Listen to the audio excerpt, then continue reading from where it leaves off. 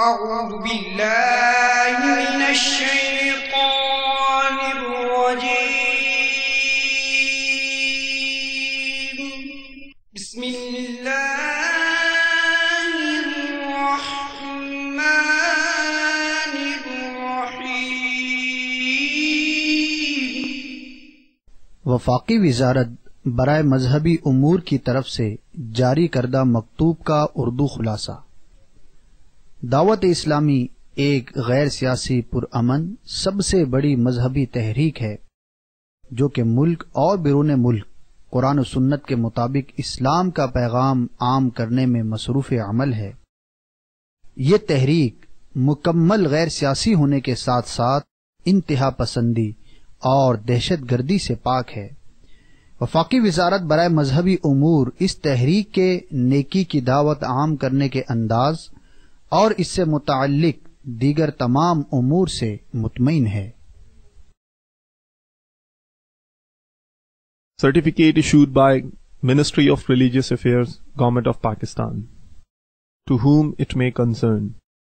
Dawat-e-Islami is the largest religious, non-political, propagational and peaceful movement of Quran and Sunnah in the country, working for propagation of the message of Holy Quran and Sunnah all over the country as well as abroad. The Jamaat is purely non-political, non-extremist and non-terrorist. Therefore, Ministry of Religious Affairs is satisfactory on their propagation for Islam as well as other activities relates to religion. صلو علی الحبیب صلی اللہ تعالی علی محمد. شیخ طریقت امیر اہل سنت حضرت علامہ مولانا ابو بلال محمد الیاس عطار قادری رضوی دامت برکاتہم العالیہ ایسے عالم دین ہیں جن کی اسلامی خدمات کا ایک زمانہ معترف ہے. آپ کا سمجھانے کا طریقہ ایسا ہمدردانہ ہے کہ سننے والے کے دل میں تاثیر کا تیر بن کر پیوست ہو جاتا ہے. 3 محرم الحرام سن 1432 ہجری کو عالمی مدنی مرکز فیضان مدینہ باب المدینہ کراچی میں آپ دامت برکاتہم العالیہ نے ظلم کے موضوع پر مدنی مذاکرہ فرمایا. تبلیغ قرآن و سنت کی عالمگیر غیر سیاسی تحریک دعوت اسلامی کا اشاعتی ادارہ مکتبۃ المدینہ اس مدنی مذاکرے کی VCD بنام عذاب الہی عز و جل کو ہلکا سمجھنا کیسا مختلف مواقع کے مناظر اور آواز کی مکسنگ کے ساتھ پیش کرنے کی سعادت حاصل کر رہا ہے. آپ اس VCD میں ملاحظہ فرمائیں گے تبرک اعظم کیا ہے, ظالم کی نیکیاں مظلوم کو ملیں گی, ظلم سے توبہ کا طریقہ, مائے حمیم کیا ہے وغیرہ. اس VCD کو اول تاخر ملاحظہ کیجئے, انشاءاللہ عز و جل معلومات کا خزانہ ہاتھ آئے گا اور اصلاح کے مدنی پھول چننے کو ملیں گے. صلو علی الحبیب صلی اللہ تعالی علی محمد. للہ رب العالمین والصلاة والسلام علی سید المرسلین. اما بعد فاعوذ باللہ من الشیطان الرجیم. بسم اللہ الرحمن الرحیم. الصلاة والسلام علیک یا رسول اللہ وعلى آلك وأصحابك يا حبيب الله. الصلاة والسلام عليك يا نبي الله وعلى آلك وأصحابك يا نور الله. نويت سنة الاعتكاف. الحمدللہ آج 1432 سن ہجری کے محرم الحرام کی تیسری رات ہے, جمعہ رات ہے. دعوت اسلامی کے عالمی مدنی مرکز فیضان مدینہ محلہ سوداگران باب المدینہ کراچی میں مدنی مذاکرے کا سلسلہ ہے. اس سے قبل کہ ہم سوالات و جوابات کا سلسلہ کریں, آئیے اپنے ثواب کو بڑھانے کے لیے اچھی اچھی نیتیں کر لیتے ہیں.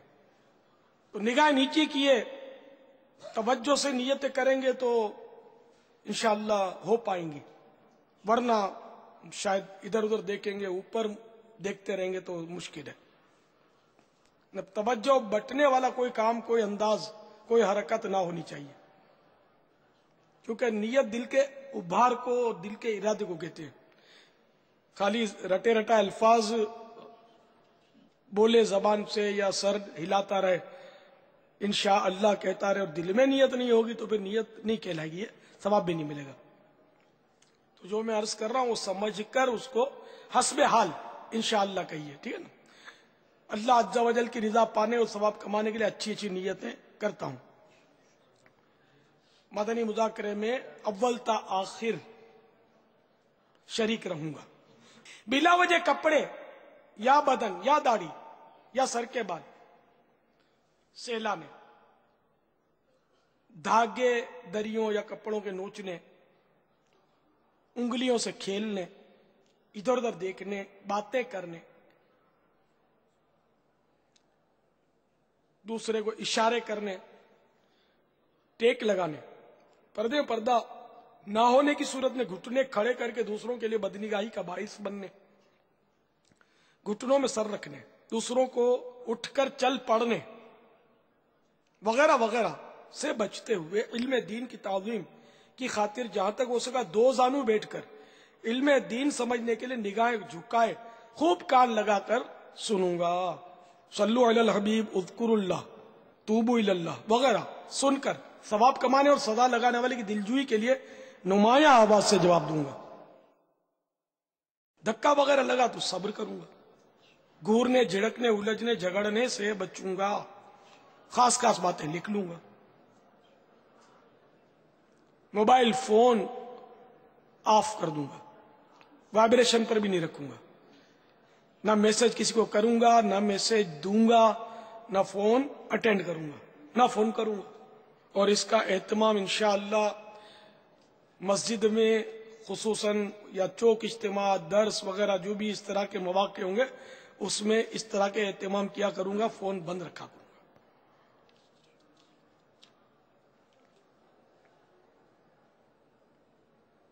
حسب موقع عز و جل صلی اللہ تعالی علیہ وآلہ وسلم رضی اللہ تعالی عنہ اور رحمت اللہ تعالی علیہ پڑھوں گا۔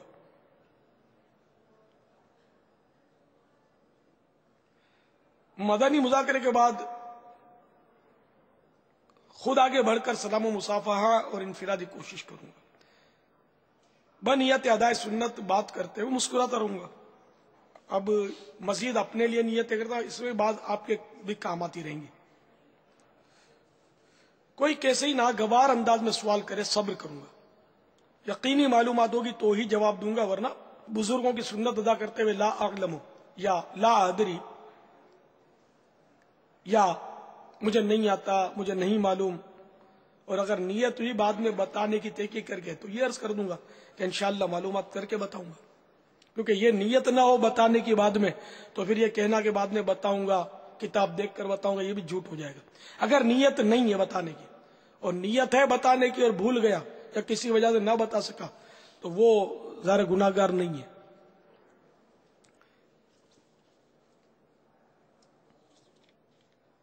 جواب کے آخر میں واللہ تعالی اعلم ورسولہ اعلم عز و جل و صلی اللہ تعالی علیہ وآلہ وسلم کہوں گا، غلطی کی صحیح نشاندہی پر فوراً ازالہ کر دوں گا، میں اس غلطی کو دور کر دوں گا۔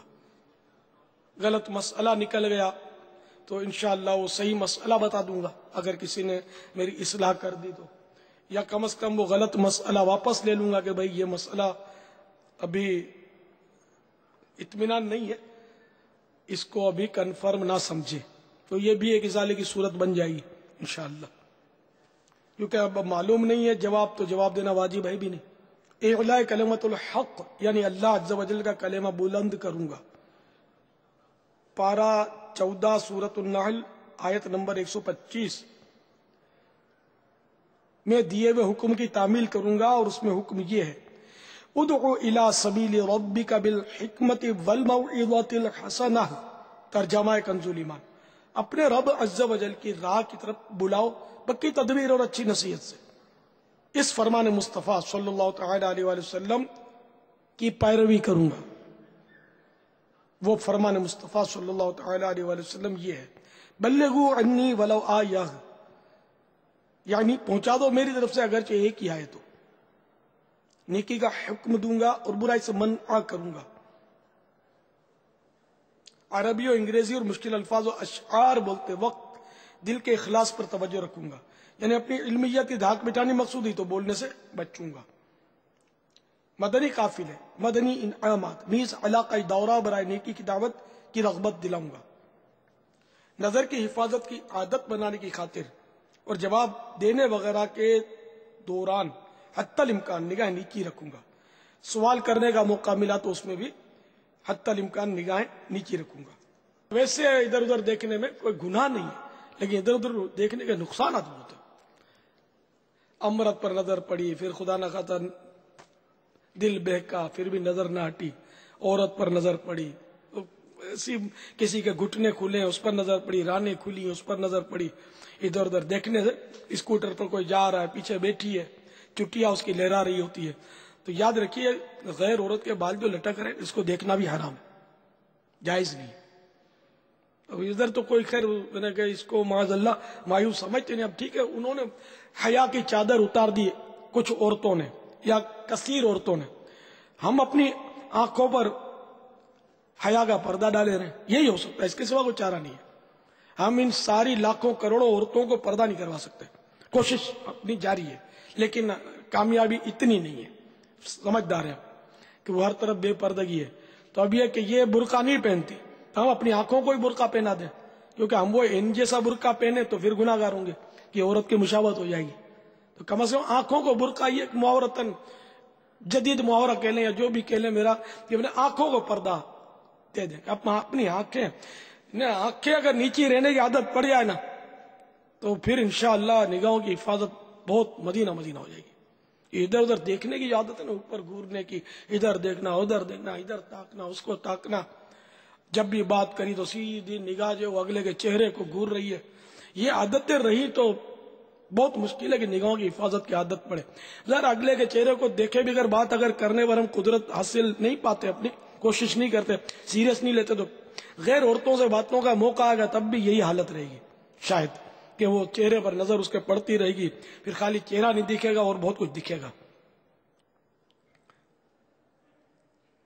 تو یہ بہت خطرناک بات ہے. مجھے وہ حدیث یاد آ رہی ہدایت شریف میں کہ کسی عورت نے شہوت کے ساتھ کسی عورت کے محاسن کو دیکھنے والے کے آنکھوں میں وہ قیامت کے روز پگھلا ہوا سیسا ڈالا جائے گا.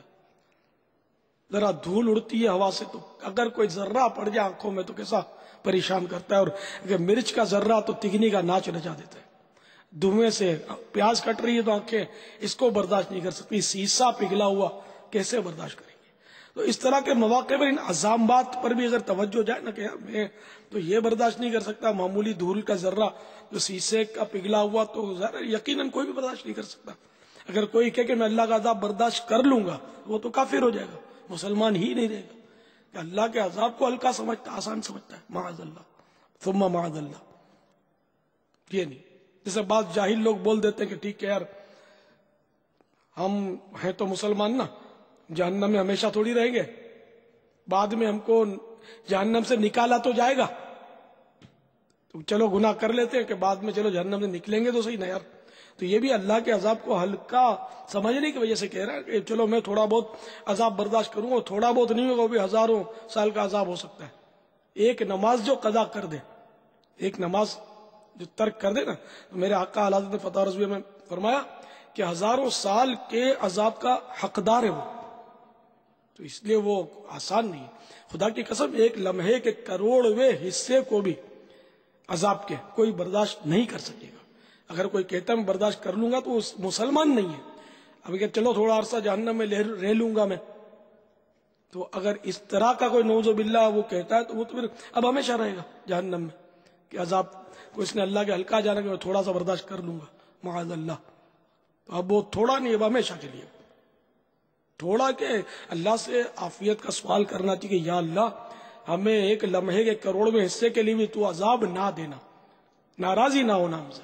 یہ کیا مطلب بات بھی بیوقوفی کہ مطلب میں تھوڑا سا عذاب برداشت کر لوں تو، اور اپنی حماقت پر مہر لگا دی اور ایمان سے ہاتھ دھو بیٹھا، گیا کام سے، نکاح بھی ٹوٹا، سب کچھ گیا. یہ عام ہے، یہ جملے اس طرح کے بولتے ہیں لوگ. ٹھیک ہے مسلمان ہے نا، ٹھیک ہے آزادی تو ملی جائے گی، جہنم سے نکلیں گے تو صحیح نا. نعوذ باللہ من ذالک ولا حول ولا قوت الا باللہ. بلکہ بابا بے باکی کا یہ عالم ہے. یہ کان سے سنی ہوئی بات عرض کر رہا ہوں، یا پہلی نظر ہے نا، پہلی نظر معاف ہے نا، کیا مسئلہ ہے یار. معاذ اللہ. تو اگر قصدن پہلی ڈالی نا تب بھی معاف نہیں ہے. پہلی نظر معاف ہے، اس کا مطلب یہ ہے کہ بے اختیار پڑ گئی، ارادہ نہیں تھا اور خواہ پڑ گئی. جیسا بازار میں نکلے تو پڑ جاتی ہے، بچ نہیں سکتا، ممکن نہیں ہے. تو اب بہرحال بازار ہو یا کوئی بھی جگہ ہو، اگر اچانک پہلی نظر پڑ گئی تو وہ اس صورت میں معاف ہے کہ اس کو پھیر لے. اب نظر پڑی، یعنی ٹارگیٹ پہ پہنچی، اب اس نے وہاں تھوڑا توقف کیا، رکا اس کو دیکھنے کے لیے، اب یہ گناہ اس کا شروع ہو گیا. نظر پڑتے ہی اس کو فوراً پھیر لے تو بچت ہے. جان بوجھ کر اگر وہ تھوڑا بھی دیکھے گا نا تو پھنسے گا. یہ تو بالکل بہت سخت بات ہے. بلکہ کوئی بعید نہیں، جاہل لوگوں میں یہ یوں تھوڑا بہت جاہل لوگوں میں یہ پتا ہوتا ہے کہ یار پہلی نظر معاف ہے، تو ایک نظر ایسی بھر کے ڈال دو کہ بس وہ دیکھے ہی جاؤ، ہے نا، بولتے ہیں نا. اس طرح جاہلوں میں ہے بابا، اللہ بے باک ہیں، بے باک. توبہ توبہ یار، یہ تو ارادتاً اگر پہلی نظر ڈالے گا تو یہ معاف نہیں ہے نا. یہ ایک ایسا فعل ہے کہ اس پر یہ اتنی مطلب ڈٹھائی کرتا ہے یہ کہ یہ ایسی بات کبھی بھی اکیلا نہیں کرتا. جب اس کے اندر 4 دوست ہوں گے، کوئی اس کو بالفرض کوئی نیکی کی دعوت دے کر سمجھائے گا نا، تو یہ اس کو مولانا کو یا نیکی کی دعوت دینے کو یہ جواب دے گا، اور اس کے ساتھ جو 3 دوست کھڑے ہوں گے نا، وہ بانچے کھول کھول کر ہنس رہے ہوں گے. یہ حال ہے بابا. اس سے کوئی مطلب بھاشا نہیں سمجھتی قوم. اللہ پاک ہدایت پر انشاءاللہ مدنی چینل ان کے گھروں میں جا کر ان کو سدھارے گا انشاءاللہ. صلو علی الحبیب صلی اللہ تعالی علی محمد. پیارے باپا جان، آپ نے ابھی نیتیں کروائیں تو الحمدللہ عز و جل دعوت اسلامی کی برکت سے ایک شعور اسلامی بھائیوں میں بیدار ہو چکا ہے نیتوں کے حوالے سے. اب اچھی نیتیں کر لینی چاہیے. اب یہ نیت جو میں کر رہا ہوں یہ درست ہے یا نہیں، یہ کیسے پتا چلے؟ اس کے لیے تو وہ اعلی حضرت نے لکھا کہ علم نیت ہو، اور ایک جگہ فرمایا کہ علم نیت بہت عظیم اور وسیع واسع علم ہے. تو پہلے کے دور میں قوت القلوب میں پڑھا تھا، جو حضرت علامہ سیدی ابو طالب المکی علیہ رحمۃ اللہ القبی کی اولین تصوف کی کتب میں سے امام غزالی علیہ رحمۃ اللہ الوالی نے بھی قوت القلوب سے استفادہ کیا ہے. اور میرے آقا اعلی حضرت نے سیدنا ابو طالب المکی رحمۃ اللہ تعالی علیہ کے بارے میں فتح رضویہ میں لکھا ہے کہ ہم ان کو مجتہد مانتے ہیں. اتنے بڑے عالم تھے، اتنے بڑے عالم تھے. تو انہوں نے لکھا ہے کہ ایک دور میں باقاعدہ علم نیت بھی ایک چیپٹر ہوتا تھا، باب ہوتا تھا. جو علم حاصل کرتے تھے نا، ان کو باقاعدہ علم نیت کا باب بھی پڑھایا جاتا تھا، علم نیت کی تعلیم دی جاتی تھی. یہ بنیادی علوم میں سے. اور افسوس کہ اب میں کیا کہوں، بڑے بڑوں کو اس کی طرف توجہ ہی نہیں ہے. حالانکہ حیرت کی بات ہے، کہ جو اہل علم ہے ان کو تو پتا ہوتا ہی ہے کہ بخاری شریف کی سب سے پہلی حدیث، نہ صرف بخاری شریف کی اور کئی کتب احادیث کا آغاز اسی حدیث سے ہوا ہے، انما الاعمال بالنیات. پھر بھی توجہ نہیں ہے. بڑی بڑی شروحات علماء اس کی لکھ کر گئے ہیں، لیکن اب نیت کی طرف کوئی توجہ نہیں ہے. میں نیتیں کرواتا ہوں تو ایسا لگتا ہے کہ شاید بہت کو بوریت ہوتی ہے. میرا مدنی مقصد کیا ہے؟ مجھے اپنی اور ساری دنیا کے لوگوں کی اصلاح کی کوشش کرنی ہے. پیارے باپا جان، ابھی آپ نے مدنی مقصد بیان کیا ہے، تو اس کی کیا وجہ ہے کہ آپ اس مدنی مقصد کے حصول کے لیے مدنی قافلے میں سفر پر بہت زیادہ توجہ دیتے ہیں؟ مدنی قافلہ بالکل لازمی، اس کے بغیر آپ مجھے بتاؤ کیا صورت ہے. کتابیں تو پہلے سے وہ تو ہے ہی، پڑھنے والے پڑھتے ہیں، تقریریں جلسے جو بھی ہو تو ہم نے جب سے آنکھ کھولی سب ہو رہے ہیں. لیکن وہ صورتحال جو دعوت اسلامی نے جب عملی طور پر اسلامی بھائیوں میں نافذ کرنا شروع کی، کتنے بے نمازی نمازی بن گئے، کتنی مسجدیں آباد ہو گئی، کتنی مسجدیں نئی تعمیر ہو گئی، اور ماشاءاللہ کیسی وہ چہرے پر داڑیاں جگمگا رہی ہیں. جب میں نے داڑھی رکھی تھی کسی دور میں، مجھ پر حیرت کرتے تھے لوگ، یار مجھے بات تو سمجھا دیتے گا، یار کیا تم جذبات میں داڑھی رکھ لی ہے. لیکن وہ نہیں، گھر والوں نے میرے احتجاج نہیں کیا. الحمدللہ میرے والد صاحب مرحوم کی الحمدللہ پوری داڑھی تھی الحمدللہ. تو ہمارے گھر میں کسی نے احتجاج نہیں کیا، میں نے اگرچہ والد صاحب کو نہیں دیکھا، لیکن یہ حقیقت ہے کہ والد صاحب کی پوری داڑھی تھی. انہوں نے امامت بھی کچھ عرصہ کولمبو میں کی تھی ایک مسجد میں. ویسے نوکری پیشہ تھے مگر وہ رضاکارانہ طور پر اسی مسجد میں الحمدللہ مجھے بھی امامت نصیب ہوئی ہے رضاکارانہ طور پر. جب کولمبو گیا تھا شاید 2 مہینے یا اتنا کچھ تھوڑا بہت ٹائم میں نے وہاں کی امامت.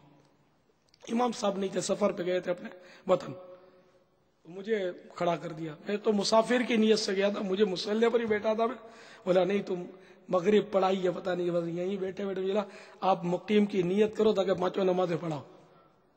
میں نے پھر چلو ٹھیک ہے، میں نے اپنی مدت بڑھا دی، ٹھیک ہے پڑھا ہوں الحمدللہ. جو امام صاحب وہاں سے آ گئے، ہند کے امام صاحب تھے، وہ تشریف لے آئے تو پھر میں اپنے طور پر باب المدینہ آ گیا. میں نے کوئی تنخواہ نہیں لی الحمدللہ، اپنے شوق سے پڑھاتا رہا، بیان کرتا تھا. اور الحمدللہ دعوت اسلامی ابھی بنی نہیں تھی، دعوت اسلامی 79 کی بات ہے.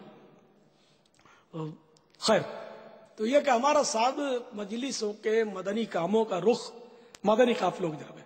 اب اگر کوئی مجلس کا ذمہ دار ہی مدنی قافلے میں سفر نہیں کرتا تو میرا مشورہ اس کو بدل دینا چاہیے، کیونکہ میں مدنی قافلوں کے ذریعے پوری دنیا میں مدنی کاموں کی دھومیں مچانا چاہتا ہوں. یہ میرے جیتے جی اللہ کرے میرا یہ فلسفہ آپ لوگوں کی سمجھ میں آ جائے. اگر قافلوں کی طرف توجہ نہیں دی گئی نا تو پھر اپنے اپنے علاقوں میں محدود رہو گے، اور یہی مطلب وہ جس کو ہم اپنی میمنی بولتے ٹھیکڑے مارتے رہو گے. باہر نکلو، باہر نکلو، نکلو نکلو نکلو، سفر کرو. صحابہ کرام علیہ رضوان کو دیکھو کہ میدان عرفات میں حجت الوداع کے موقع پر 1,12,000 تھے، لیکن مدینہ منورہ میں جنت البقیع میں تقریباً 10,000 ہیں. 1,14,000 کہاں گئے؟ دنیا میں پھیل گئے. اسلام کے ڈنکے بجا دیا، دین کا ڈنکا بجا دیا، روشنی روشنی ہو گئی. تو اس لیے بس جب تک آپ سفر نہیں کرو گے قافلوں میں وہ پائیداری نہیں آئے گی. وہ شروع ہونا بھی بڑا مشکل ہے کیونکہ ان کو تو کام کرنا ہی نہیں ہے. اگر آپ جا کے سکھاؤ گے تو ہوگا نا. تو بےچارے اپنے طور پر پتہ نہیں کیا کریں گے. پھر مجھے پتا ہے نا شروع میں کیا ہوتا تھا، کام شروع ہوتا تھا پھر وہ لڑائی بھیڑائی تو مجھ سے مشورہ نہیں، مجھے نہیں پوچھا اور تیرا یوں، تو پتہ ہی نہیں بےچارے بالکل وہ جیسے نئے نمازی گلڑ بازی ان کو کچھ پتہ ہی نہیں تو کیا کام کرنا انہوں نے. تو اس طرح وہ کرتے تھے، نہ نماز آتی تھی نہ کچھ آتی تھی، اور وہ لڑ بھیڑ کے کام کا سپاٹا کر دیتے تھے. تو اب یہ کہ آہستہ آہستہ آہستہ الحمدللہ وہ قافلوں کی برکتوں سے مدنی قافلہ کورسوں میں سے جو منجھ کر اسلامی بھائی وہ تربیت یافتہ جو ہے وہ اس طرح مطلب جا رہے ہیں آ رہے ہیں. اب ماشاءاللہ کام میں بڑی مدنی بہاریں آ رہی ہیں. دنیا بھر میں دھوم مچی ہوئی اس وقت. دنیا کے بے شمار ممالک کو، میرا خیال ہے 500 ممالک میں تو شاید پہنچ ہی گئے اپنے، یا اپنا پیغام تو پہنچ ہی گیا ہے الحمدللہ. مدنی چینل نے تو پتہ نہیں کہاں کہاں دعوت اسلامی کو متعارف کروا دیا ہے اللہ کے فضل و کرم سے، اللہ کی رحمت سے. تو ہر ایک کا رخ جو ہے نا مدنی قافلہ مدنی قافلہ مدنی قافلہ. القافلہ چل قافلہ، کل نہیں بلکہ آج قافلہ ہاتھوں ہاتھ قافلہ. کیا ہاتھوں ہاتھ کیا مطلب؟ کل صبح قافلہ، اور کیا ابھی رات سے ابھی نیت کرو تو قافلے کا سمجھو سفر تمہارا شروع. ابھی 72 گھنٹے چاہیے میرے کو. یوں ہاں اگر کوئی دے دے ہاتھوں ہاتھ. جمعہ ہفتہ اتوار ہے کوئی صبح قافلے میں سفر کرنے والا؟ سبحان اللہ. چلو مدنی تربیت گاہ والو تمہیں کام مل گیا، میدان میں آ جاؤ. شاباش، اللہ ان کو مدینے کا قافلہ نصیب کرے، میٹھا مدینہ دکھائے. بارش کے پہلے قطرے یہ گرے 2-3 اس طرف سے، اٹھیے نام لکھوائیے. ماشاءاللہ مرحبا. اللہ سنتوں کا پابند، نمازوں کا پابند کر دے، آپ کو جنت الفردوس میں پیارے حبیب کا پڑوس دے دے. میرا دل خوش کر دیا ان لوگوں نے سبحان اللہ. اور میرے دل کو کون خوش کرے گا؟ سبحان اللہ. صبح قافلے میں سفر کر جاؤ، اللہ تمہیں مدینہ دکھائے گا، مکہ دکھائے گا، کعبہ شریف جلوے دیکھو گے، اور انشاءاللہ خوب طواف کے مزے لوٹو گے انشاءاللہ. ارے بٹا ہے لے لو. قافلہ قافلہ قافلہ اپنے. اس کے بغیر آپ بولو گے ادھر بیٹھے بیٹھے دنیا بھر میں کام ہو جائے گا تو یہ ممکن لگتا نہیں ہے. ٹھیک ہے، مدنی چینل بھی کیا خالی تھیوری دے گا. جب تک پریکٹیکل نہیں کراؤ گے نا، جا جا کے لوگوں کو نمازیں نہیں سکھاؤ گے، ان کو قرآن نہیں سکھاؤ گے، علاقائی دورے کر کے ڈور ٹو ڈور جس کو بولتے ہیں گھر گھر جا کر، آپ دکان دکان جا کر ان کو سمجھا کر بجھا کر نیکی کی دعوت دے کر ترغیب دلا کر آپ مسجدوں میں نہیں لاؤ گے، اس وقت تک کام نہیں ہونے کا. خالی بیٹھے بیٹھے کام ہو جاتا تو پھر ہو گیا. ہمارے اسلاف کے آپ مطلب تاریخیں پڑھتے ہیں، کوئی کہاں تھا کوئی کہاں تھا کوئی کہاں تھا، اور اب کہاں کا ان کے مزارات بنے ہوئے. حضرت خواجہ غریب نواز رحمت اللہ تعالی علیہ جو اجمیر شریف میں تشریف فرما وہ بھی کہیں اور تھے، پھر ان کو اجمیر کا حکم ملا. اور وہ 10,000 صحابہ کا تو بھی میں نے مثال دی، 1,14,000 پتہ نہیں کہاں کا ان کے مزارات ہے. حالانکہ مدینہ ہم کو میٹھا لگتا تھا کہ صحابہ کرام کو میٹھا نہیں لگتا تھا. ہم کو کیا میٹھا لگا، ہم تو کھوٹے کھوٹے خالی بولتے ہیں، بس دعوے کرتے ہیں. وہ واقعی عاشق تھے. شاباش، جلدی جلدی میرے میٹھے میٹھے مدنی بیٹو، جلدی جلدی مدنی قافلے میں چل نکلو، خوب سفر کرو، دل عطار کی دعائیں لو، اللہ تمہیں مدینہ دکھائے، سبز سبز گنبد کے جلوے دکھائے بھی اور تمہارے سینے میں بسائے بھی. بابا آپ فرما رہے ہیں کہ اس طرح مدنی قافلوں میں سفر کریں اور دنیا بھر میں، ساری دنیا میں یہ سفر کر کے اصلاح کی صورت کی کوشش کریں، تو کیا اس کے اندر صرف دوسروں کی اصلاح کا ان کو مطلب سلسلہ ہوگا، یا کچھ اپنی کہ اب میں ہوں ہی نیک ہی نہیں ہوں، نہ میں داڑھی نہیں ہے میری، امامہ بھی نہیں باندھتا، یا امامہ باندھتا ہوں تو مطلب نمازوں میں سستی ہوتی ہے، ابھی تو میرا اپنا ہی جو ہے نا وہ معاملہ ایسا ہے کہ میں دوسروں کی اصلاح نہیں کر سکتا، تو مدنی قافلے میں پھر میں کیسے سفر کروں؟ برابر ہے. تو اس میں تو آپ کو زیادہ ضرورت ہے مدنی قافلے میں سفر کی، کہ وہ انڈرسٹوڈ ہے کہ جب عاشقان رسول کی صحبت ملے گی تو وہ جو آپ جتنا عرصہ ان کے ساتھ رہو گے تو نماز تو خود ہی ذہن بن جائے گا آپ کو، پڑھنا ہی ان کے ساتھ، رہنا ہی مسجد میں، تو مسجد میں رہو نماز نہ پڑھی کیسے ہوگا؟ تو ان کی صحبت سے آپ خود انشاءاللہ بدل جاؤ گے اللہ نے چاہا تو. داڑھی منڈے بھی ہمارے یہاں سفر کرتے ہیں، پینٹ شرٹ والوں کو بھی اجازت ہوتی ہے سفر کرنے کی، بے نمازیوں کو بھی اجازت ہوتی ہے، کسی پر پابندی نہیں ہے. آپ جس جو نے گھبرائے نہیں، آپ بالکل بلا تکلف سفر کریں. نہ ہمارے یہاں کوئی زبردستی کا قاعدہ ہے کہ وہ اب قافلے میں سفر کیا ہے تو آپ کو داڑھی تو رکھنی ہی پڑے گی. اگر کوئی نادان ایسا ضد کرتا ہے رکھنی ہی پڑے گی تو وہ اس کی غلطی ہے، ہمارا کوئی ایسا قانون نہیں ہے. ہم صرف یعنی کہ ترغیب، ہمارا کام ترغیب دینا ہے. مار کر کسی کو نہ نماز پڑھانی ہے، مار کر بھی نماز ہم نہیں پڑھا سکتے. سزا دینا تو وہ حاکم دے گا، حاکم اسلام ہو تو، اب وہ بھی نہیں، تو اس لیے وہ ہم تو صرف ترغیب دلاتے. ہاں باپ جو ہے وہ اپنے 7 سال کا بچہ ہو تو اس کو حکم دے نماز کا، 10 سال کا ہو جائے اور اب بھی نہیں پڑھتا تو مار کے پڑھائے. تو یہ باپ کے لیے تو ہے حکم کہ باپ اس کا حکیم ہے. اگر آپ جس اولاد کے باپ ہیں، بے شک ان کو آپ نہیں پڑھتی اولاد نماز تو 10 سال کی ہو چکی تو اس کو مار مار کے پڑھاؤ، کیونکہ اگر نہیں پڑھاؤ گے تو اب آپ گناہ گار ہو جاؤ گے. یعنی ہر طرح سے ان کو شریعت کے دائرے میں رہ کر اس کو نمازی بنانے کی آپ کوشش کیجیے اپنی اولاد کو. لیکن اب بڑی نازک مطلب یعنی کہ اوقات، نازک دور ہے. توبہ، یعنی کہ نماز نہیں پڑھی تو بچے کو کچھ بھی نہیں بولتے. بچہ اسکول کا نگاہ کر دے تو تڑاک سے چانٹا پڑتا ہے. لیسن نہیں یاد کیا تو تڑاک سے چانٹا. اس کو کھینچ کھینچ سے بستر سے نکالیں گے، چاہے سردیوں سے ٹھٹر رہا ہے کہ تجھے اسکول جانا ہے، نماز کے لیے نہیں نکالیں گے کہ چل تجھے نماز پڑھنی ہے. نماز کا وقت گزر چکا ہے، اسکول کے لیے اٹھا رہا ہے، نماز کے لیے نہیں اٹھاتے کہ جلدی اٹھا لیا کہ چلو بیٹا نماز پڑھ لو.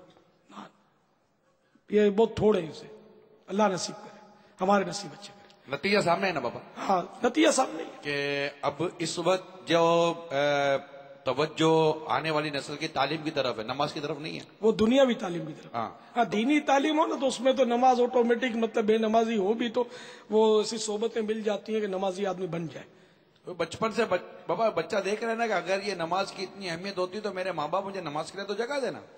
جس چیز کی اہمیت تھی میرے ماں باپ نے مجھے اس طرف لگا دیا. خود بھی پڑھتے اگر تو خود بھی نہیں پڑھتے ماں باپ، نہ ٹیچر پڑھتا ہے، نہ لیکچرار پڑھتا ہے، نہ پروفیسر پڑھتا ہے، تو کیا مطلب ہے کہ ان کے اسٹوڈنٹس نماز پڑھیں گے؟ بہت مشکل ہے. کوئی بیچارہ جس کو ماحول مل گیا، کوئی اللہ کا نیک بندہ مل گیا، نیکی کی دعوت مل گئی یا کچھ ایسا توفیق ہو گئی، نماز پڑھ لی، جمعہ پڑھ لیا، باقی تو حالات ناگفتہ بے ہیں. اللہ تعالیٰ کی فاروق اعظم رضی اللہ تعالیٰ عنہ پر کروڑا کروڑ رحمتیں ہوں. آمین ثم آمین. ابا یہ پڑھا تھا کہ فاروق اعظم رضی اللہ تعالیٰ عنہ اپنے گھر والوں کو تہجد کے لیے جگاتے، ان کو تہجد کی نماز پڑھاتے، خود ان کے ساتھ پڑھتے. اللہ اللہ اللہ. اب تو نماز فجر کا مسئلہ ہو گیا. ہاں ہاں، جب آپ زخمی ہو گئے، قاتلانہ حملہ ہوا تھا، جان پر بنی ہوئی تھی، بہت ہی ناگفتہ حالت تھی آپ کی، اس وقت بھی پوچھا نماز کا وقت. ہاں نماز کیا بات ہے. فرمایا کہ نماز نماز نماز کے بغیر آدمی کس کام کا. فاروق اعظم فرماتے اس وقت اس حالت میں، اب تو یا ایک پھڑیا ہو جائے تو نماز نکل جائے اپنی، سر میں درد ہو جائے تو نماز قضا ہو جائے، بخار آ جائے تو کر کے پڑھے، نماز کی توفیق نہیں ہے. اور سیدنا فاروق اعظم پر قاتلانہ حملہ ہوا، زخموں سے چور چور، خون آلود ہے، اور پھر بھی آپ نے اس حالت میں بھی نماز کو نہیں چھوڑا۔ امام علی مقام کو دیکھیے نا، زخموں سے چور چورے، سارے مطلب ہے کہ خاندان شہید ہو چکا ہے کم و بیش، اور لاشوں کے انبار ہیں، یعنی ادھر دیکھتے ہیں تو خاندان رسالت کے مہکتے پھول خاک کربلا پر خون آلود پڑے ہیں، ادھر دیکھتے ہیں تو وہ یزیدی لشکر جو ہے وہ تلواریں چمکا رہا ہے۔ اس حالت میں بھی جب نماز کا وقت آیا کہ آج جمعہ ہے، نانا جان کی امت نے نماز پڑھ لی ہے، حسین نے نماز نہیں پڑھی، امام حسین رضی اللہ تعالیٰ عنہ نے اسی وقت اپنا سر جو تھا وہ سجدے میں رکھ دیا دشمنوں کی موجودگی میں، اور دشمنوں نے بھی اس موقع کو غنیمت جانا، سجدے کی حالت میں ان کی گردن پر پائے در پائے وار کر کے آپ کو شہید کر دیا۔ تو اللہ تعالیٰ ہمیں امام علی مقام کا صدقہ نصیب فرمائے، فیضان صحابہ و اہل بیت نصیب فرمائے۔ ہر صحابی نمازی تھا، ہر اہل بیت کا کربلائی جو تھا وہاں سب نمازی تھے، ہم خالی مطلب نیازی بن کر رہ گئے۔ کھچڑا بے شک تبرک ہے، لیکن نماز بہت بڑا تبرک ہے۔ تبرک مانے برکت والا، یقیناً کھچڑا جو ہے جو نیاز کے طور پر بنایا گیا وہ بابرکت ہے، مانتا ہوں، لیکن نماز تو یقیناً اس سے بھی بابرکت ہے، بڑا تبرک ہے، تبرک اعظم ہے۔ تو نیازی بے شک رہو، نہیں ہو تو بنو، نیازی بنو، نیازی رہو، مگر پہلے نمازی بنو، یعنی نمازی اور نیازی دونوں ساتھ ساتھ رہو، یہ نہیں کہ چلو پہلے نمازی بن جاؤ تو پھر نیازی بنوں گا، تو بس نمازی اور نیازی 1 2 3 ایک ساتھ۔ نیاز ابھی تک نہیں کھائی یا نہیں پکائی تو کوئی توبہ کرنے کی حاجت نہیں ہے، گناہ نہیں ہے، لیکن نمازیں جتنی نہیں پڑھی توبہ بھی کرو اور اس کی قضا بھی کرو، ورنہ یاد رکھو کہ جو جان بوجھ کر ایک نماز بھی ترک کرتا ہے نا، اس کا نام جہنم کے اس دروازے پر لکھ دیا جاتا ہے جس سے اس نے داخل ہونا ہے، اس کی انٹری لکھ دی جاتی ہے۔ اور یہ کتنی مطلب تشویش کی بات ہے کہ جس کا نام جہنم کے دروازے میں داخل ہونے والوں کی فہرست میں آ جائے، معاذ اللہ۔ آپ اس کو سوچو، آپ اس کو یوں سوچو کہ اپنے محلے میں آپ کا نام تھانے میں انٹر ہو جائے، بعض ہسٹری سیٹر شاید بولتے ہیں اس کو، ان کا تھانے میں نام ہوتا ہے، ان بدماش ہوتے ہیں علاقے کے، تو ان کا نام تھانے میں ہوتا ہے، علاقے سے باہر جانا ہے تو وہ تھانے میں سلوٹ کرنا پڑتا ہے، ان کو انٹری کرانی پڑتی ہے کہ میں جا رہا ہوں اتنے وقت کے لیے فلاں جگہ، علاقے سے باہر وہ نہیں جا سکتا۔ وہ ٹھیک ہے، وہ لین دین کر کے جاتے آتے ہیں، اس کی بات دوسری ہے، لیکن وہ قانون جو عرض کر رہا ہوں اس طرح کا ہے۔ کتنی بڑی پریشانی کی بات ہے، تشویش کی بات ہے کہ اب علاقے سے باہر نہیں جا سکتے، ہم اس لسٹ میں آ گئے مجرموں کی۔ اب علاقے میں ایک پٹاخڑی پھوٹے گی تو جتنے کو نام ہے سارے لائن میں لگو، ایک مطلب گولی چلی سارے لائن میں لگو، سب سے باس پرس ہوگی کہ تم ہی لوگو، ادھر چوری ہو گئی، ہاں بھائی چلو سب اس کو بلاؤ، اس کو پکڑو، اس کو لاؤ، جتنے بھی یہ ہسٹری سیٹر ہے یہ سب آئیں گے اور ان سب سے پوچھ کے جو کہ بھائی چوری کس نے کی، بتاؤ تم لوگوں نے کی، پھر سب مارتے ہیں۔ تو یعنی کہ بالکل وہ نہ مر سکے نہ جی سکے، جس کو بولتے ہیں نا، وہ یعنی کہ یہ قانون اس طرح کے ہیں ہمارے، عمل ہوتا نہیں ہوتا ہے اس کی تحقیق میں نہ آپ پڑھ سکتے ہیں نہ میں پڑھ سکتا ہوں، ایسا ہے۔ تو یہ ہے قانون، ڈکیتی پڑی یہ سارے مرے، اور یوں مجرم جو پکڑے جاتے ہیں نا، بڑے بڑے کیس پکڑے جاتے ہیں تو اس طرح بھی پکڑے جاتے ہیں، جیسے کوئی بڑا پاورفل آدمی کا قتل ہو جائے نا علاقے میں، کسی بڑے آدمی کا، جس میں شور مچ جاتے ہیں، وہ ہڑتال ہنگامے، تو پھر یہ سب کی پیشیاں اور سب کو تڑا تڑی پڑا پڑی، اچھا پھر ان میں سے نکل آتا ہے، ان کو پتا ہوتا ہے، یہ سب ہوتی ترکیب ہے، ان لوگوں کو عموماً پتا ہوتا ہے، انہی کی ٹیموں کے آدمی ہوتے ہیں، تو یہ پکڑا جاتا ہے۔ یا پھر کیا ہوتا ہے کہ بعض اوقات وہ ہڑتالیں ہنگامے دھمکیاں فائرنگ جلاؤ گھیراؤ، تو پھر یہ مجبوری ان کی وہ غلط مجبوری ہے، لیکن یہ مجبوری ہوتی ہے کہ پھر آلے کے بدلے مالا، جس کو ہم بولتے ہیں، تو نہیں اور صحیح اور نہیں اور صحیح، وہ کسی کو پکڑ کے کھڑا کر دیا جاتا ہے کہ یہ تھا، اب مارا گیا، اس کو بیچارے کو پسٹن بھی پکڑنا نہیں آتی، اور پتا چلا کہ بار اس نے اس کو گولی سے اڑا دیا تھا۔ یہ جیلوں میں جو سیر کرے اس کو پتا ہوگا کہ کتنے بیچارے غلط فہمیوں کی وجہ سے یا بدعنوانیوں کی وجہ سے خامہ کا بے قصور اندر پڑے ہوتے ہیں. کیس بھی ان کا کوئی چلانے والا نہیں ہوتا، کوئی ان کا نہ وکیل ہوتا ہے، نہ کوئی بیچاروں کا حمایتی ہوتا ہے، نہ کوئی سورس ہوتی ہے، نہ ان کے پاس پیسہ ہوتا ہے. میرے کو سے داستانیں پتہ چلی ہیں، مطلب بتاتے ہیں کہ اپنے وہ خون آیا آنکھوں میں کہ ہم یار کچھ مدد کریں لیکن نہیں کر سکتے. ان کے بال بچے مطلب بیویاں مر جاتی ہیں، ماں باپ مر جاتے ہیں، وہ نکالنے والا نہیں ہوتا، وہ اندر خود ایڑیاں رگڑ رگڑ کے مر جائیں. نہ کیس چلتے ہیں، نہ کچھ، نہ سزا بھی نہیں، بس پڑے ہوتے ہیں اندر انتظار میں کہ کوئی ایسا کرشمہ ہو جائے اور ہم باہر نکل آئیں. کوئی پوچھ گچھ نہیں. کاش کوئی ایسا دور آ جائے کہ جیلوں کی بھی چھان بین ہو.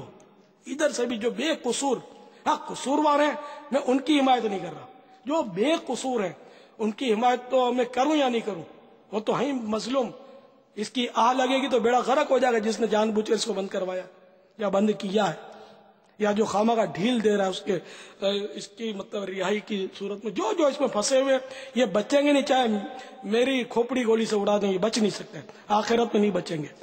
قرآن پاک میں اپنے گھر کی بات تھوڑی، تو ظالموں کا جو انجام ہے، اللہ ظلم و استبداد سے بچائے. میں یقین دلاتا ہوں کہ مجھے پتا ہے، ایسے واقعات آئے میرے پاس، میں تڑپ گیا ہوں کہ اس بیچارے کیا ہوگا. اچھا اس کی ماں بھی مر گئی، اس کی بیوی بھی مر گئی، وہ کچھ پتا نہیں کہ ہے کیا.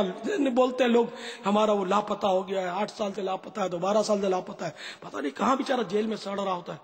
وہ اصل قاتل تو وہ یوں کسی کا باپ کی طاقت ہے، پکڑ کے دکھا میرے کو، تو اس کو یہ پکڑ نہیں سکتے تو اس کو پکڑ کے بند کر دیتے. وہ بیچارہ جا رہا تھا اپنے گھر کی طرف، نوکری سے آ رہا تھا یا گھر سے نکلا تھا باہر، آج تیرا انتظار تھا، اس کو پکڑ کے لے جاتے. گھر والوں کو، خاندان والوں کو کچھ نہیں پتا چلتا، وہ بیچارے سمجھتے وہ اغوا کر گیا، کسی نے مار کے پھینک دیا، یا خود گھر سے وہ لڑکے بھاگ گیا، یہ ہو گیا. طرح طرح کی قیاس آ رہی ہیں. پھر ہم جیسے بابا جی کبھی 7 شریف دوڑاتے ہیں، تو کبھی مطلب ٹھٹے شریف دوڑاتے ہیں، تو کبھی شجاول دوڑاتے ہیں، تو کبھی شاہ حقیق دوڑاتے ہیں، دوڑاتے رہتے. داتا دربار میں جاؤ، ادھر وہ بیٹھا ہوا بھیس بدلی کر کے ملنگ بن گیا، اس کو ملنگوں میں ڈھونڈو. اب ملنگوں پہ ملتا ہے نا، وہ اسپتال کی پلنگوں پہ ملتا ہے، وہ بیچارہ پڑا ہوتا سریوں کے پیچھے. تو ایسے مظلوم لوگوں کی آہیں ابھی نہیں تو مرنے کے بعد، ہائے اللہ توبہ نصیب کرے. تو وہ ظالموں کی مذمت میں خود اپنی طرف سے نہیں کر رہا، قرآن پاک کر رہا ہے ان کی مذمت. چنانچہ پارہ 19 سورۃ النمل آیت نمبر 227 میں ارشاد ہوتا ہے، وَسَيَعْلَمُ الَّذِينَ ظَلَمُوا أَيَّ مُنقَلَبٍ يَنقَلِبُونَ. اور اب جانا چاہتے ہیں ظالم کہ کس کروٹ پر پلٹا کھائیں گے. یہ آیت کریمہ تو ہے البتہ مشرکین کے حق میں، کیونکہ وہ صد اللہ فاضل رحمۃ اللہ علیہ فرماتے ہیں، یعنی مشرکین جنہوں نے سید الطاہرین افضل الخلق رسول اللہ صلی اللہ تعالی علیہ وسلم کی حجو کی، انہیں مذمت کی. اور مزید اس میں کس کروٹ پلٹا کھائیں گے کے تحت لکھا ہے موت کے بعد. حضرت ابن عباس رضی اللہ تعالیٰ عنہ نے فرمایا جہنم کی طرف، اور وہ برا ہی ٹھکانہ ہے. یعنی موت کے بعد یہ ظالم کس کروٹ پلٹا کھائیں، یعنی ان کو پتہ چل جائے گا، اس کی سزا پائیں گے. اگرچہ یہ مشرکین کے حق میں آیت ہے تو میں اس کو چلو مسلمانوں کے لیے نہیں منطبق کرتا اپنے طور پر، لیکن ظالم جو ہے نا، جو مسلمان بھی ہیں، وہ کوئی نیک کام نہیں کر رہے. ظلم کا انجام پڑھ لیجئے، وہ بڑا سخت عذاب ہے ظالموں کے لیے. میرے پاس اس وقت غیبت کی تباہ کاریاں، یہ دعوت اسلامی کی درسی کتاب ہے، اس میں مساجد میں درس دیا جاتا ہے. اس سے فیضان سنت جلد 2 کا ایک باب ہے، اس کے صفحہ نمبر 104 پر لکھا ہے، دعوت اسلامی کے اشاعتی ادارے مکتبۃ المدینہ کا مطبوعہ رسالہ ظلم کا انجام صفحہ نمبر 21 پر ہے. حضرت سیدنا یزید بن شاجارہ رحمت اللہ تعالی علیہ فرماتے ہیں، جس طرح سمندر کے کنارے ہوتے ہیں اسی طرح جہنم کے بھی کنارے ہیں، جن میں بختی اونٹوں جیسے سانپ اور خچروں جیسے بچھو رہتے ہیں. اہل جہنم جب عذاب میں کمی کے لیے فریاد کریں گے تو حکم ہوگا کناروں سے باہر نکلو. وہ جو ہی نکلیں گے تو وہ سانپ انہیں ہونٹوں اور چہروں سے پکڑ دیں گے اور ان کی کھال تک ادھیڑ لیں گے. وہ لوگ وہاں سے بچنے کے لیے آگ کی طرف بھاگیں گے، پھر ان پر کھجلی مسلط کر دی جائے گی. وہ اس قدر کھجائیں گے کہ ان کا گوشت پوست سب جھڑ جائے گا اور صرف ہڈیاں رہ جائیں گی. پکار پڑے گی، اے فلاں کیا تجھے تکلیف ہو رہی ہے؟ وہ کہے گا ہاں، تو کہا جائے گا یہ اس ایذا کا بدلہ ہے جو تو مومنوں کو دیا کرتا تھا۔ علمان علمان۔ تو اس طرح اور بھی یعنی کہ ظلم جو ہے نا، چاہے مسلمان بھی ظلم کرے گا نا تو وہ قیامت کے دن پھنسے گا کہ اس کے پاس اگر نیکیاں ہیں تو وہ مظلوم کو دی جائیں گی جس پر اس نے ظلم کیا۔ تو ظاہر نیکیاں ہوتی ہی مسلمانوں کے پاس ہے، کافر کی جو نیکیاں ہوتی بھی ہیں تو ان کو دنیا ہی میں اس کا بدلہ مل جاتا ہے، آخرت میں ان کی نیکی اس کو فائدہ نہیں کرے گی۔ تو یہ کہ ان کو جو مسلمان ہیں تو ان کو نیکیاں دے دی جائیں گی۔ اب نیکیوں سے بھی کام نہیں چلے گا، وہ ظلم باقی ہیں، تو ان مظلوموں کے گناہ ان ظالموں کے متھے تھوپ دیے جائیں گے، چاہے وہ نمازیں بھی پڑھتے ہوں، کیسے بھی یعنی کہ خیراتیں کی ہوں، حج کیے ہوں، یہ ساری نیکیاں چلی جائیں گی جن پر ظلم کیا ان کے اس میں، اور ان کے گناہ ان پر مسلط کیے جائیں گے۔ یہ صورتیں ہیں اس طرح کی، اور پھر یہ سب کے گناہ اٹھا کر ان کے جہنم میں اس کو جھونک دیا جائے گا۔ میرے پاس اس وقت جہنم میں لے جانے والا اعمال، یہ اپنے مکتبۃ المدینہ کی مطبوعہ کتاب جہنم میں لے جانے والا اعمال، بڑی قیمتی، بڑی اہم اور نیک بنانے والی کتاب، خدا کا خوف دلانے والی کتاب ہے۔ یہ تو ہر گھر میں ہونی اور ہونی ہی چاہیے۔ اس کے صفحہ 580 پر ہے، سرکار صلی اللہ تعالی علیہ وسلم نے ارشاد فرمایا، کیا تم جانتے ہو کہ مفلس کون ہے؟ صحابہ کرام علیہم رضوان نے عرض کی، یا رسول اللہ، ہم میں مفلس وہ کہلاتا ہے جس کے پاس نہ درہم ہو نہ کوئی مال۔ تو آپ صلی اللہ تعالی علیہ وسلم نے ارشاد فرمایا، میری امت میں مفلس وہ ہے جو قیامت کے دن نماز، زکوٰۃ اور روزے لے کر حاضر ہوگا، اور اس نے اس کو گالی دی ہوگی اور اس کا مال چھینا ہوگا، تو یہ اس کی نیکیوں میں سے کچھ نیکیاں لے لے گا، اسی طرح وہ بھی اس کی نیکیاں لے لے گا۔ اگر پورا حق ادا کرنے سے پہلے اس کی نیکیاں ختم ہو گئی تو یہ شخص ان لوگوں کے گناہ اپنے سر لے لے گا، پھر اسے اوندے منہ جہنم میں گرایا جائے گا۔ تو یہ گالی اور مال چھیننے کی مثال ہے۔ تو یہ ضروری نہیں کہ جو گالی دے اسی کے وہی ظالم ہے، یا مال چھینے صرف وہی ظالم ہے، بلکہ قتل کرنے والا بھی کوئی چھوٹا ظالم نہیں ہے۔ تو یہ ظلم کا بہرحال جنہوں نے ظلم کیا ان کا انجام بہت برا ہے۔ اچھا، یہ اوندے منہ جہنم میں گرا دیا جائے گا، یہ سن کر ہم تو سن کر نکال دیتے ہیں، آپ غور کریں کہ اوندے منہ گرنا اور سیدھے گرنا کتنا فرق ہے۔ یوں سمجھے کہ ایک چبوترا ہے، ایک چبوترے سے کوئی آپ کو یوں اٹھائے اور یوں چھوڑ دے، اور آپ کے قدم زمین پہ سب سے پہلے لگے اور آپ قدم کے بل گریں تو کیا آپ تو گر جائیں گے، آپ کو کیا ہوگا؟ کوئی خاص تکلیف تو ہوگی نہیں۔ کوئی میرے ایسا کمزور ہوگا تو اس کو ہو سکتا ہے ٹانگ وغیرہ پر چوٹ آ جائے، باقی جوانوں کو کیا، وہ اسے چھلانگے لگاتے رہتے ہیں۔ تو اب یہ کہ کوئی اس چبوترے سے جو سمجھیے کہ وہ 3-4 فٹ اونچا اور کسی نے اس کو پھینکا تو وہ کوئی چوٹ خاص آئے گی نہیں، جبکہ یوں پکڑ کے چھوڑ دیا، اور کسی کو ٹانگوں سے پکڑا اور سر کے بل چھوڑ دیا، یہ 4-5 فٹ اونچے سے یوں چھوڑا تو پھر کیا ہوگا؟ کھوپڑی پھٹے گی نہیں پھٹے گی؟ یہ تو میں نے آپ کو سمجھانے کے تو اچھا، تو یہ اوندے منہ جہنم میں گرا دیا جائے گا۔ تو یہ جہنم میں جو چلے گے نا، آپ نے پڑھا ہوگا، سنا ہوگا کہ منہ کے بل گھسیٹا جائے گا، یہ کوئی خالہ جی کا گھر نہیں ہے۔ ہاں، ایک تو ہے نا وہ ویسے کھینچتے ہیں آدمی کو، اور ایک ہے کہ منہ زمین پر ہو اور منہ یہ رگڑ کھا رہا اور یوں گھسیٹا جا رہا ہو، ناک، آنکھ، یہ دانت سب، یہ چہرہ جو ہے یہ چور چور ہو جائے گا، یعنی کہ جا رہے کسی کو اگر ہم اس طرح گھسیٹیں گے وہاں کیا کیفیت ہوگی خدا بہتر جانے چہرے کی، لیکن یہ کہ منہ کے بل گھسیٹ کر کفار کو جہنم میں جھونکا جائے گا۔ الامان والحفیظ، ہم ایمان کی سلامتی کے طلبگار ہیں۔ اے ظلم و استبداد کا بازار گرم کرنے والوں، بے گناہوں کو جیلوں کے اندر ٹھونسنے والوں، بے گناہوں پر مقدمہ دائر کرنے والوں، بے گناہوں کو پکڑ کر لاک اپ کے اندر بند کرنے یا بند کروانے والوں، یا رشوتیں لے کر اے انتظامیہ والوں جو مظلوموں کی پٹائیاں کرتے ہو، مارتے ہو، غلط کیس بناتے ہو، اب بھی سب کچھ کر سکتے ہو، ابھی تمہارے پاس طاقت ہے، تمہارے پاس اسلحہ ہے، تمہارے پاس گورنمنٹ کی طرف سے ملا ہوا پاور ہے، لیکن یاد رکھو نسیم صبح گلشن میں گلوں سے کھیلتی ہوگی، کسی کی آخری ہچکی کسی کی دل لگی ہوگی، کبھی تمہاری آخری ہچکی ہوگی، تمہاری سانس اکھڑ رہی ہوگی، بالآخر روح قبض ہو جائے گی، نہ تمہیں گورنمنٹ بچا سکے گی، نہ کوئی وزیر شریر جو تمہاری سرپرستی کر رہا ہوگا تو وہ بچا سکے گا، نہ تمہارا اسلحہ تمہیں بچا سکے گا، نہ تمہارا ڈیل ڈول کا جسم، نہ تمہاری سواغس کی زبان جو گالی پہلے دیتی تھی بات بعد میں کرتی تھی، وہ تمہارے کام آئے گی، ہماری روح کھینچ کے نکال لی جائے گی، قبر میں تمہیں دبیڑ دیا جائے گا۔ ہمیشہ ہاتھ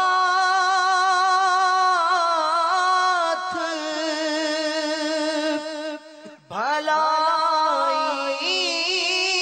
کے واسطے اٹھے، ہمیشہ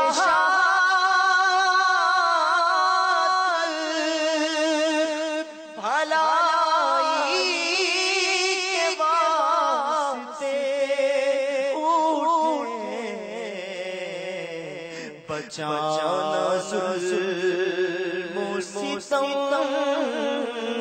سے مجھے صدا یا رب،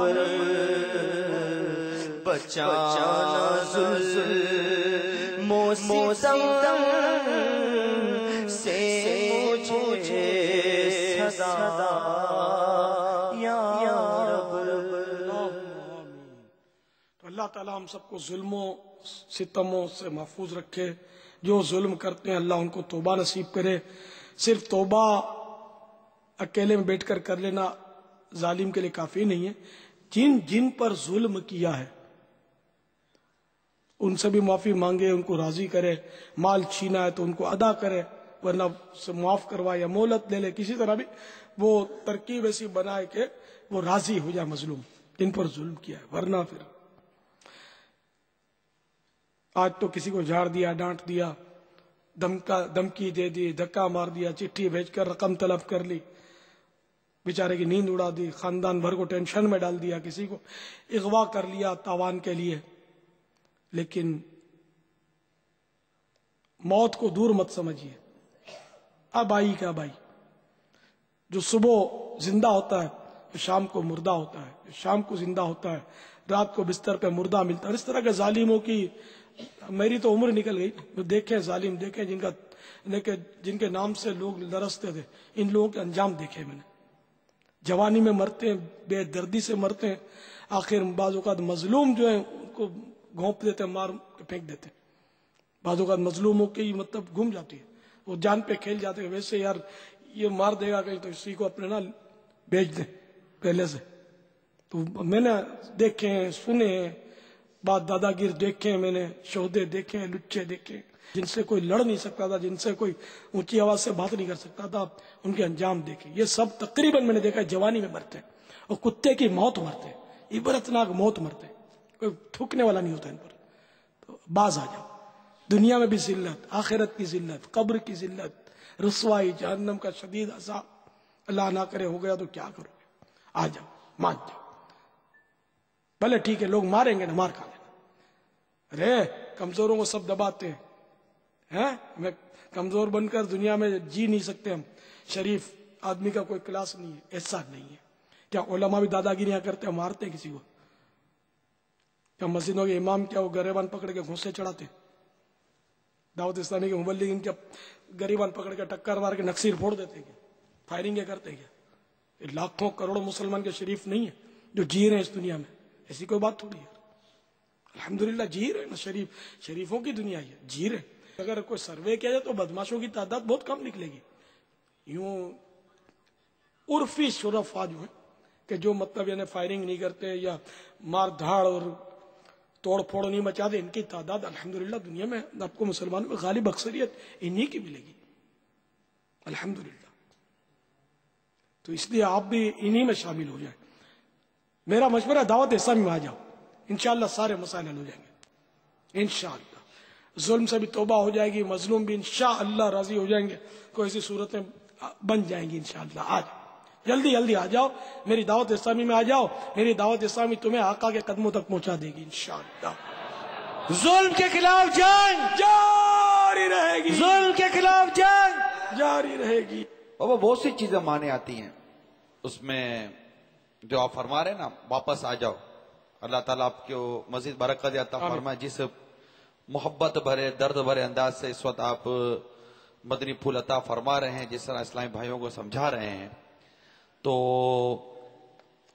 لیکن بابا بہت سی چیزیں رکاوٹ بنتی ہیں. اتنا کچھ کر چکے ہوتے ہیں, اتنا آگے بڑھ چکے ہوتے ہیں, پیچھے ہٹنے کی بظاہر کو صورت اسے بظاہر کو صورت نظر نہیں آتی, اندھیرا اندھیرا نظر آتا ہے. ایسی صورت میں کیا کرنا چاہیے؟ تو مزید ظلم کرے اس کی اجازت تو ظاہر نہ میں دے سکتا ہوں, میرے دینے سے مل نہیں سکتی. صحابہ کرام علیہم رضوان کی ہمارے سامنے مثالیں موجود ہیں. حضرت سیدنا فاروق اعظم رضی اللہ تعالیٰ عنہ تلوار لے کر گھومتے ہی تھے نا کہ میں سرکار صلی اللہ تعالیٰ علیہ وآلہ وسلم کو معاذ اللہ شہید کر دوں, لیکن غلاموں کی فہرست میں آئی گئے, اور آئے بھی کیسے کہ وہ صحابہ کرام میں دوسرے نمبر پر آ گئے, بلکہ وہ نبیوں کے بعد, انبیاء اور مرسلین کے بعد انسانوں میں دوسرے نمبر پر آ گئے فضیلت کے اعتبار سے. اتنی بڑی شان کے مالک ہو گئے. تو اللہ کی رحمت سے مایوس نہیں ہونا چاہیے. ٹھیک ہے, مجھے پتا ہے پولیس لگی رہتی ہے کہ ابھی ذرا بھی ان کا بتہ بند کیا. سب پولیس والے سے نہیں ہوتے, لیکن ایسے بھی ہوتے ہیں. تو اگر ایسوں کے ہتھے چڑھا ہوا ہے تو وہ اس کا تھانے میں اس کا بتہ جائے گا. ترکیبیں ہوتی ہیں ان لوگوں کی, سرپرستیاں ہوتی ہیں بدماشوں کی. ورنہ یہ کیا ڈکیتیاں ہو یار علاقوں میں, ڈکیتیاں مجالے کو ڈکیتی ہو جائے علاقے میں, سب پتا ہوتا ہے بالکل, یعنی کہ حصے بندے ہوئے ہوتے ہیں. افسوس, صد کروڑ افسوس. تو یہ مطلب یہ سب اس کو مطلب ظاہر ہے کہ وہ اب اس کی جان کو آ جائیں گے. یہ خطرات ہیں, لیکن بعض اوقات اسباب ہو جاتے ہیں. اب مثال کے طور پر میں آپ کو بتاؤں کہ جن دنوں میں ہند کے مدنی قافلے میں تھا تو ایک نوجوان کو اسلامی بھائی لے آئے. اس نے میرا اس طرح تعارف کروایا گئی ہے, اس نے کفن چوروں کے انکشافات, اس کو رسالہ تحفے میں ملا ہندی میں. اب یہ تھا ان پڑھ اور تھا وہی لٹیرا تھا. یہ وہ گجراتی میں اس کو چیل جھڑپ بولتے ہیں ہمارے یہاں, گجراتی میں چیل جھڑپ بولتے ہیں. یعنی اس کی کوئی ٹیم وغیرہ تھی, وہ ترکیب تھی ان لوگوں کی کہ یہ بازار میں عورتوں کے پرس وہ بڑی صفائی سے وہ چھین کے وہ اڑ جاتے تھے, بھاگ جاتے تھے. اس طرح کا اس کا وہ کچھ ترکیبیں تھی. لڑکا زیادہ بڑا نہیں تھا, وہ میرا خیال ہے کوئی 20 سال کا ہوگا, ایسے ہی ہوا میرا خیال ہے. تو اس کو یہ رسالہ دیا, یہ تو تھا بھی ان پڑھ تھا. تو اس نے اپنی ماں کو بولا کہ ماں یہ کیا مطلب, یہ میرے کو دیا ہے کسی نے, پڑھ کے تو سنا. اب ماں ہندی جانتی تھی پڑھنا, اردو تو کم ہے نا وہ, تو اس نے پڑھ کے سنایا. پڑھ کر سنایا تو یہ تو چوٹ کھا گیا. ہیں یوں بھی ہوتا ہے, قبر میں ایسے ایسے عذاب ہوتے ہیں گناہ کرنے والوں کے. تو اس نے تو کان پکڑے. اسلامی بھائیوں نے مزید انفرادی کوشش کی. یہ کفن چوروں کے انکشافات, یہ رسالہ مکتبۃ المدینہ کا ہی, تو اس پر کوشش مزید انفرادی کی. تو اس کو قافلے میں سفر بھی کروا دیا. یہ تو کافی لیول پہ آ گیا اس کا معاملہ. اب وہ اس کے کیس تو بنے ہوئے تھے. یہ بس انہی دنوں جن دنوں میں وہاں تھا, یہ اجتماع میں آیا, ہفتہ وار اجتماع میں. وہ پولیس اس کو ڈھونڈ رہی تھی, اس کا پتہ نہیں بتہ بند ہو گیا تھا کیا تھا. اس کو لے گئے, پکڑ لیا. وہ اجتماع میں دیکھ لیا تو پکڑ لیا. اب لے گئے. مجھے پتا چلا کہ بیچارے کو لے گئے. میں تو میری سورس تو نہیں یہاں ہے نہ وہاں ہے. تو ایک بیچارے محبت والے تھے اسلامی بھائی, پاورفل تھے, وہ سورسفل تھے. شاید کسی افسر وغیرہ سے پولیس کے, میری ملاقات بھی کسی وقت یاد پڑتا کروائی تھی اس نے, تو وہ پتا تھا کہ یہ یعنی کہ ہے مطلب ان کی. تو میں نے ان کو یہ قصہ بتایا. میں نے کہا ایسا تھا قصہ ہو. تو اس ایک لڑکے کو لائے تھے میرے پاس, بیچارہ وہ سدھرنا چاہتا تھا, ماحول میں بھی آ گیا اپنے, اور اب اس کو پولیس لے گئی ہے. اب پتہ نہیں کیا سلوک کرے گی اس کے ساتھ. آپ کر سکتے ہیں تو چھڑا دیں اس کو، کیس بھی اللہ کرے بیچارے ختم ہو جائے. بہرحال تو بعد میں مجھے معلوم ہو گیا الحمدللہ اس کو چھڑا دیا تھا اس نے. تو یوں ایک مطلب سبب کبھی ہو بھی جاتا ہے، اس طرح وہ اسباب بن جاتے ہیں، اور خدا نہ خطا نہیں بھی بنتے اسباب، اور پکڑ لے کر پولیس کیا کرے گی، جان دے گی نا، ایمان تو نہیں لے گی. اب یہ کہ قبر کی تکلیفوں کو یا تو اوکے کرے، قیامت کی تکلیفوں پر اوکے کرے، جہنم کے عذاب پر ہاتھ رکھے، یا دنیا کی تکلیف پر ہاتھ رکھے. معاذ اللہ جہنم کے عذاب پر تو ہاتھ رکھ ہی نہیں سکتا نا، تو سوال ہی نہیں، تو برداشت ہونا ہی نہیں اس نے. تو دنیا کی تکلیف بھی واقعی بہت تکلیف ہوتی ہے، ناقابل برداشت تکلیفیں ہوتی ہیں، لیکن خدا کی قسم جہنم کی تکلیف کے مقابلے میں دنیا کی تکلیف کچھ بھی نہیں ہے، کچھ بھی نہیں. تو اب یہ دو تکلیفیں سامنے، اور سب سے بڑی تکلیف ہے اللہ کی ناراضی اور ناراضی، یہ سب سے بڑی تکلیف ہے. تو اللہ کی رضا کس میں؟ یقیناً توبہ میں. اللہ تعالیٰ کو توبہ کرنے والا پسند ہے. ان اللہ یحب التوابین، قرآن پاک میں کہ بے شک اللہ تعالیٰ توبہ کرنے والوں سے محبت فرماتا ہے. تو اب یہ کہ اللہ تعالیٰ کی محبت پر ہاتھ رکھے یا اپنی ان مجبوریوں کو کا رونا روئے. ہیں تو مجبوریاں میں بھی سمجھتا ہوں کہ وہ خود کردہ علاج ہے، اپنے ہاتھوں کا کیا اس کا علاج مشکل ہے. جو یہ کیا اس کا یا دنیا میں چکا یا آخرت کے لیے تیاری کرے چکانے کی، آخرت میں چکا نہیں سکے گا. تو اس لیے دنیا میں مطلب اس طرح کی ترکیب کرے، کوئی سورسیں ڈھونڈے اور توبہ تو کر ہی لے، اور اپنے ظلم سے باز بھی آ جائے جو بھی کام دے، اور اب کوئی سورسیں لڑائے، شاید اسی ترکیبیں بن جاتی ہیں. ہمارے یہاں بھی بعضوں کا عیسائی بھائیوں کی ترکیبیں کبھی کبھی بن جاتی ہیں. ایک سے ایک عیسائی بھائی یہاں بھی پاورفل ہوتے ہیں ماحول میں کہ ان سے ترکیبیں بن جاتی ہیں، وہ بھی کبھی کبھی ایسا وہ ترکیب بنا سکتے ہیں. بعض اوقات ہوتا ہے سیاسی قائدین سے رابطے ہوتے ہیں تو وہ کبھی کروا دیتے ہیں. تو اب اس میں میں یہ گارنٹی نہیں دوں گا کہ چلو بھائی وہ میرے پاس آئے میں سب کو چھڑا دوں گا، کہیں ایسا نہ مجھے ڈھونڈتے ہو. میں ایک جنرل بات کرتا ہوں کہ ایسے اسباب ہو جاتے ہیں بعض اوقات. نیت سچی ہو تو وہ سچی نیت صاحب منزل آسان. اور آپ جس محبت کے ساتھ ہاتھ بڑھا رہے ہو نا، اگر اللہ تعالیٰ کے کرم سے انہوں نے ہاتھ بڑھا دیا آپ کی طرف اور ملا لیا، اور جس طرح آپ اسے کھینچ رہے ہو ان کو، یہ ہمت کر کے ہاتھ دے دینا، اللہ نے چاہا تو یہ بابا نکل آئیں گے انشاءاللہ. جن کے حقوق آپ نے تلف کیے ہیں ان کو ڈھونڈ کر ٹیلی فون کر کے کسی طرح ان سے معافی تلافی کی صورتیں نکالو. اس کی صورتیں ہیں، دیکھو سانچ کو آنچ نہیں ہے، ورنہ نیت میں خطرہ جھولی میں پتھرا. آپ آ جاؤ، آپ اللہ کی بارگاہ میں جھک جاؤ، انشاءاللہ وہ سب کچھ بہتر کر دے گا. اگر دنیا میں تکلیف آتی بھی ہے بالفرض تو یوں سمجھو کہ چلو آخرت کی تکلیف سے اگر جان چھوٹتی ہو، اور یہ تکلیف تو یہ سستا سودا ہے. یہ دنیا کی سزا بڑی سزا نہیں، اس کا بہت جلدی اینڈ ہے. آخرت کی سزا بہت خطرناک ہے، بہت ہی خطرناک. اب مثال کے طور پر اگر دنیا کی سزا کسی کو گناہ کی یہ ملے، ہاں بھائی تو نے فلاں کو تھپڑ جو مارا تھا نا بے قصور، توبہ کر لی نا، چلو ٹھیک ہے. اب خیر یہ تو حق العبد کا معاملہ ہے. بالفرض یعنی کہ سمجھو میں نے آپ کو مثال دی کہ آپ نے کبھی جھوٹ بول دیا تھا جس میں حق العبد تلف نہیں ہوا تھا، ٹھیک ہے. اب جھوٹ بول دیا، اس کی سزا یہ ملی کہ آپ کو شدت سے پیٹ میں درد ہوا اور آپ یہ تڑپ رہے، اور اس کے بدلے آپ کی وہ جھوٹ کی آخرت کی سزا معاف کر دی گئی. خدا کی قسم بہت سستا سودا ہے.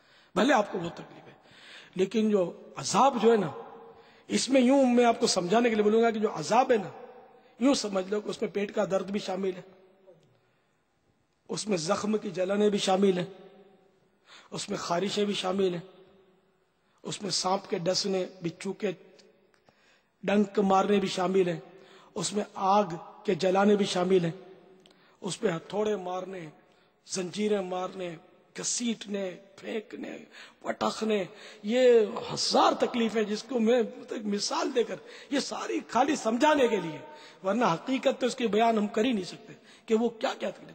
کینسر بھی اس میں ہے، ٹی بی کی تکلیف بھی اس میں ہے، کالی کھانسی بھی اس میں ہے، تو وہ بلغم والی کھانسی بھی ہے، تو خشک کھانسی بھی اس میں ہے، تو نزلہ بھی اس میں ہے، تو درد سر بھی اس میں ہے، تو جوڑوں کے درد بھی اس میں ہے، تو وہ خوفناک بخار بھی اس میں ہے سمجھ لو، تو کمر کا درد بھی، سب سے خطرناک درد بھی اس میں شامل ہے۔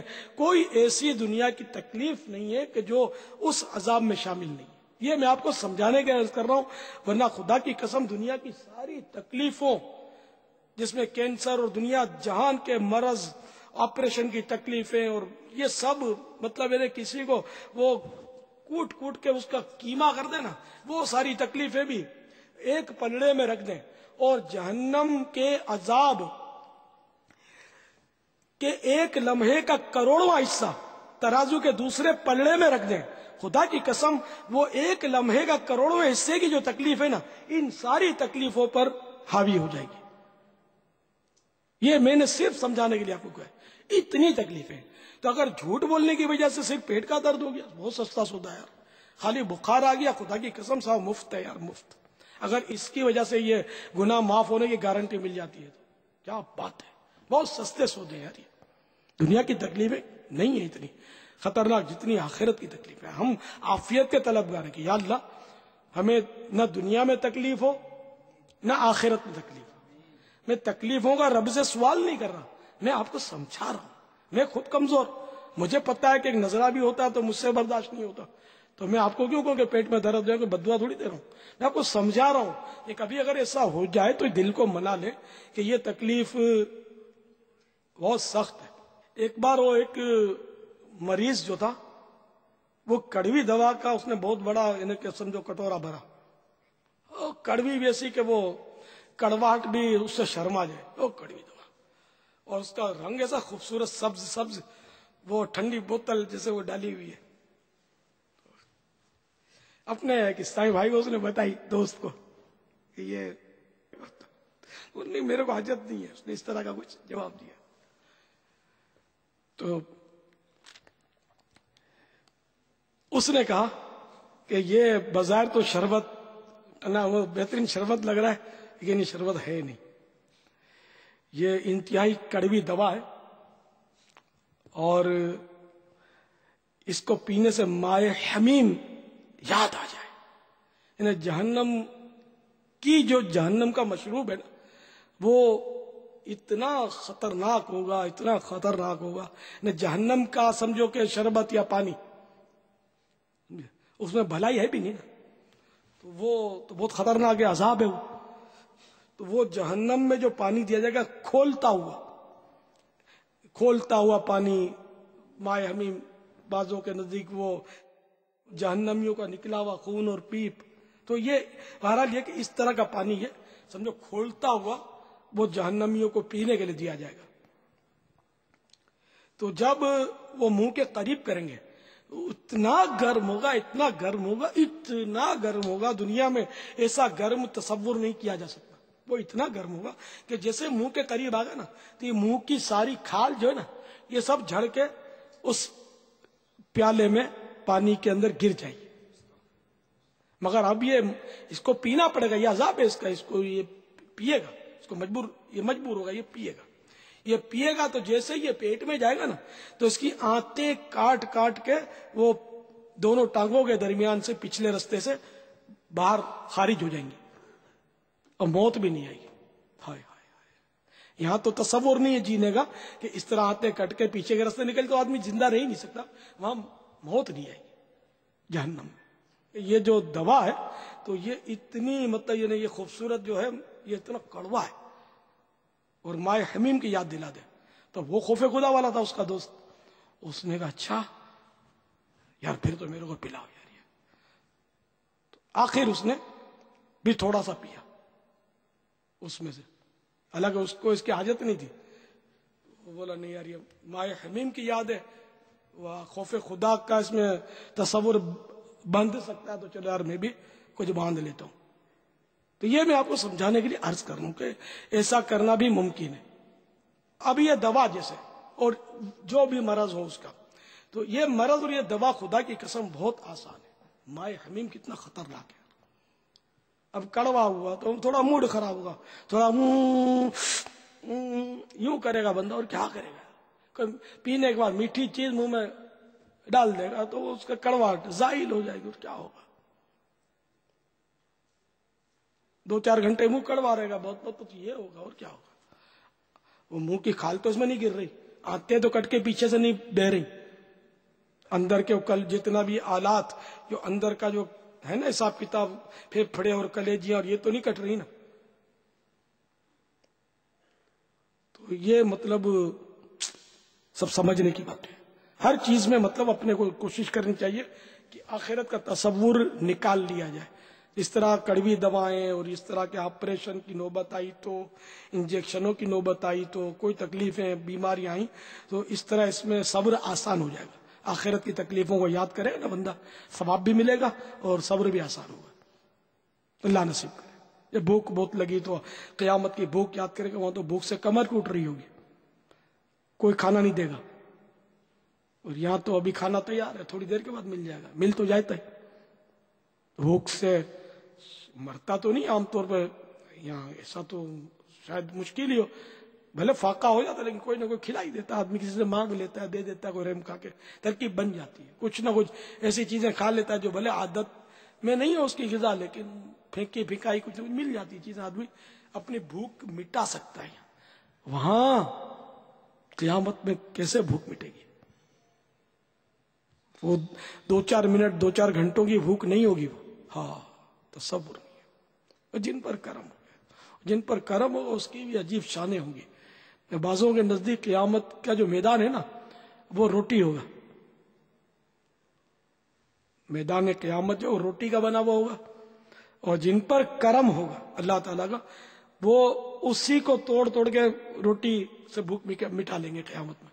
یہ بھی ہوگا کھا کے، جس پر کرم ہو جائے. اللہ کرے ہم پر بھی کرم ہو جائے. اے کاش مصطفیٰ کے ہاتھوں ہمیں جام کوثر نصیب ہو جائے. کاش کاش کاش. واللہ تعالی اعلم ورسولہ اعلم عز وجل وصلی اللہ تعالی علیہ وآلہ وسلم. صلوا علی الحبیب.